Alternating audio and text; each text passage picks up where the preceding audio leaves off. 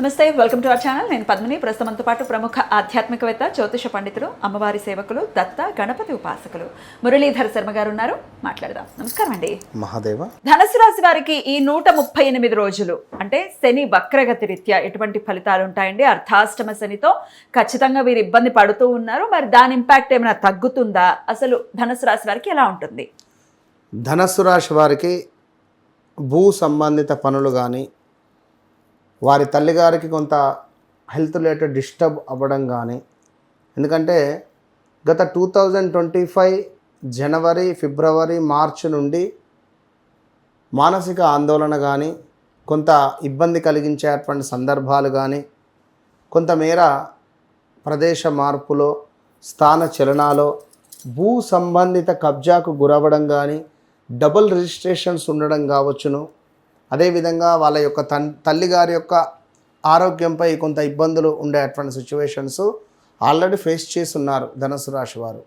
ఏది ఏమైనప్పటికీ కూడా ఈ 2026 శనైశ్వరుని యొక్క వక్ర దృష్టి వల్ల పిల్లలకు సంబంధించి, ధనుస్సు రాశికి సంబంధించినటువంటి పిల్లలు ఉద్యోగం రావడం కానీ, పిల్లలకు ప్రదేశ మార్పులు జరగడం కానీ, పిల్లలకు సంబంధించి కొంత ఏమైనా చెడు వార్తలు వినాల్సి రావడం కానీ, అయ్యో చిన్నగా జారిపడడమో, చిన్నగా హెల్త్ రిలేటెడ్ ఇష్యూస్ రావడమో, ఉద్యోగం లాస్ అయింది అనడమో, ఉద్యోగం కోసం ప్రయత్నం చేస్తూ ఉండగా సెట్ అవ్వట్లేదు అనడాలో, ఇలాంటివి ఏవైనా ఉండేటువంటి ఛాన్సెస్తో పాటుగా భూ సంబంధిత పనులు ఏవైతే ఉన్నాయో అవి తొందరగా ముందుకు వెళ్ళే ఛాన్స్ ఉంటుంది. నత్తనడకగా సాగినటువంటి పనులు భూమికి సంబంధించినవి శీఘ్రంగా, అంటే అతి శీఘ్రంగా ముందుకు వెళ్ళే ఛాన్సెస్ ఉంటుంది. ఏది ఏమైనా వ్యక్తిగత జాతకరీత్యా నడిచే దశ అంతర్దశలను చెక్ చేసుకోవాలని మనం చెప్పడం జరుగుతుంది. వన్స్ నన్ను కలవకముందు నన్ను కలిసిన తర్వాత అనేటువంటిది అదొక ఎక్సలెంట్ మాటగా నేను చెబుతూ, తప్పకుండా జాగ్రత్తగా ఉండాల్సినటువంటి పీరియడ్. రైట్. ఉద్యోగానికి సంబంధించి ఇప్పుడు ఆల్రెడీ ఉద్యోగాలు లేవండి, పోయేయండి అని చాలా మంది ఇబ్బందులు చాలా ఉన్నవి ధనుసు రాశి వారికి. ఈ మార్చి నుండి అయితే ఇంకా క్రిటికల్గా ఉంది. మార్చ్, ఏప్రిల్, మే, జూన్, ఈ జూలై, అసలు ఈ జీవితం నాదేనా అనేటువంటి డౌట్స్ వారికి రైజ్ అవుతుంది. మరి ఏమైనా ఉద్యోగం వస్తుందా ఈ పీరియడ్లో? ఉద్యోగం వచ్చే ఛాన్స్ చాలా తక్కువ ఉంది. అయితే ఉద్యోగం వచ్చే ఛాన్స్ తక్కువ ఉంది కానీ బిజినెస్ రిలేటెడ్ ఎవరైనా ఉంటే మాత్రం అది కొంచెం పుంజుకునే అవకాశం ఉంటుంది. రైట్. వివాహ ప్రయత్నాల్లో ఉండే వాళ్ళకి వివాహం గురించి ట్రై చేయొచ్చా? సమయం బాగాలేదు, వద్దు, ఖచ్చితంగా వద్దు, ఇబ్బందులు ఎదురవుతాయి. రైట్. అలాగే సంతానం గురించి ఎదురు చూస్తున్న వారికి ఏదైనా మంచి గుడ్ న్యూస్ వచ్చే పరిస్థితి ఉంటుందా? ఉంటుంది, కానీ సంతానానికి సంబంధించింది వారు ఫుల్ రెస్ట్లో ఉండాలి. ఈ ఒకవేళ కన్సీవ్ అయితే మాత్రం ఫుల్ రెస్ట్లో ఉండి డాక్టర్ చెకప్ చేయించుకుంటే మంచిది. రైట్. ఆరోగ్యం గురించి చెప్పండి మురళి గారు. ఎలా ఉంటుంది పర్టికులర్గా ఆరోగ్యం వీరికి? బాగుండదు, బద్ధకస్తంగా ఉంటుంది, ఇబ్బంది ఖచ్చితంగా. గైనిక్ రిలేటెడ్ కానీ, ఇందాక చెప్పుకున్నట్టుగా లైక్ దాన్ని ఏమంటారు, కిడ్నీలకు సంబంధించినటువంటి ఇది మినిమము స్టోన్స్ 10 mm 8 mm ఉండే ఛాన్స్ ఉంటుంది.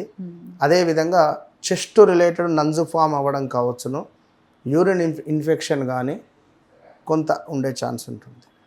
సో ధనుసు రాశి వారికి ఇటువంటి ఇబ్బందులు ఉన్నాయి అని చెప్తున్నారు కాబట్టి మరి ఎటువంటి పరిహారాలు చేసుకోవాలి శని నుంచి, ఆ ఇంపాక్ట్ నుంచి బయటపడడానికి అనేది ఇప్పుడు తెలుసుకుందాం. మరి ఆ పరిహారాలు చెప్తారా? ఇక్కడ ఈ రాశి ఆ రాశి అనేటువంటిది కాకుండా ద్వాదశ రాశులలో మనకు శనైశ్వరునికి సంబంధించినటువంటి ఒక వక్ర దృష్టి అనేటువంటిది, వక్ర దృష్టి అనగానే కేవలం మనకు వెనక భావము అంటే clockwise, anticlockwise అనేటువంటిదే కాకుండా ఒక బంతి అనేటువంటిది నేల మీద కొడితే అది ఎంత ఫాస్ట్గా కిందికి వెళ్ళి అంతకంటే డబల్గా పైకి వస్తుంది. కనుక శనైశ్వరుడు ఉన్నటువంటి భావం నుండి వెనక భావాన్ని ఏ విధంగానైతే చూస్తున్నాడో అంతే ఫాస్ట్గా దాని ముందు భావాన్ని కూడా చూస్తాడు. సో ఉదాహరణకు ఇప్పుడు ధనస్సు అనుకుంటే, ధనస్సు వారికి 4వ భావంలో ఉన్నాడు. 4వ భావం నుండి 3వ భావాన్ని చూస్తూ ఎట్ ద సేమ్ టైం పంచమ భావాన్ని కూడా చూస్తాడు. కనుక ఓవరాల్గా ఒక ధనస్సు ఇది అని కాదు, మకరం కానీ, కుంభం కానీ, మీనం కానీ, మేషం కానీ, ఎవ్రీథింగ్ ఏ రాశి వారైనా కూడా ఖచ్చితంగా శనేశ్వరునికి సంబంధించినటువంటి కుదిరితే మీ స్తోమత మేరకు ఏదైనా ఒక హోమము కానీ, ఎందుకంటే ఇప్పుడు రేపటి కాలంలో మనకు ముందు శనేశ్వరుడు వెళ్ళేటువంటి పీరియడ్ ఏదైతే ఉందో అది ఇంపార్టెంట్. వక్ర దృష్టి అనేది మనకు ఈ యొక్క జూలై 27 నుండి డిసెంబర్ 11 వరకే ఉంటున్నది. ఇందులో చివరి 2 నెలలు చాలా డేంజర్ జోన్లో ఉంటుంది ఖచ్చితంగా. కనుక కుదిరితే చండీ హోమం కానీ, ఇప్పుడు మన ఆధ్వర్యంలో అనుకుంటున్నాం అమ్మవారి దయ వల్ల కామాఖ్యలో ఖచ్చితంగా సంకల్పం చేస్తున్నాము. కామాఖ్య అంటే చాలా అత్యంత పవర్ఫుల్ కలిగినటువంటి క్షేత్రం అందరికీ తెలిసిందే.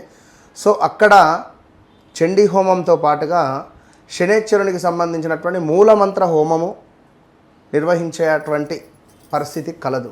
కనుక ఇట్టి సుందరమైనటువంటిది అంటున్న సువర్ణ అవకాశం కాదు ఇది, సుందరమైనటువంటి అవకాశములో అందరూ పాల్గొనేటువంటి విధంగా, ఇప్పుడు మీరు నేను అనేటువంటిది కాకుండా సర్వదర్శనం ఏ విధంగా ఉంటుందో ఆ విధంగా అందరికీ, మధ్యతరగతి వారికి, ఉన్నవారికి, లేని వారికి అందరికీ ఒకటే బడ్జెట్, అందరూ పెట్టుకునేటువంటి బడ్జెట్.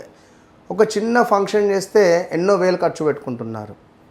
అందులో సగం కూడా కాదు మనం చేసేటువంటి బడ్జెట్. కనుక మీ గోత్రనామాల మీద చేసుకోవడానికి మీరు సిద్ధమా అనేది మీరు గుర్తుంచుకోండి. ఎందుకంటే ఎన్ని రోజులు ఇదే విధంగా ఈ యొక్క కర్మలను అనుభవిస్తూ ఉంటారు. ఖచ్చితంగా ఏదో ఒకటి, ఇప్పుడు లక్షకు ₹1 తక్కువైనా కూడా దాన్ని లక్ష అన్నారు. కనుక చెప్పలేము, ఒకవేళ మీ యొక్క కర్మ అనేటువంటిది అక్కడ సిద్ధించవచ్చు. ఆ రూపాయి నేను కావచ్చును, ఒకవేళ చెప్పలేం కదా. లక్షకు ఆ ₹1 ఏ విధంగానైతే చేరిస్తే బ్యాలెన్స్ అవుతుందో, సో మీ కర్మకు ఒకవేళ కామాఖ్య అమ్మవారి యొక్క అనుగ్రహం తోడైతే రాబోయే రోజులలో విజయం మీదే.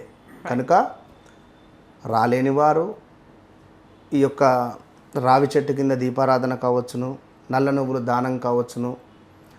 ఇక్కడ 5 రాశులకు మాత్రం చాలా ఇబ్బంది, డేంజర్ జోన్లో ఉన్నారు. ఆ 5 రాశులలో మొట్టమొదటిది మేషరాశి, రెండవది వచ్చేసి కర్కాటక రాశి, మూడవది వచ్చేసి కన్యా రాశి, నాలుగవది వచ్చేసి ధనస్సు రాశి, ఐదవది వచ్చేసి మనకు కుంభరాశి.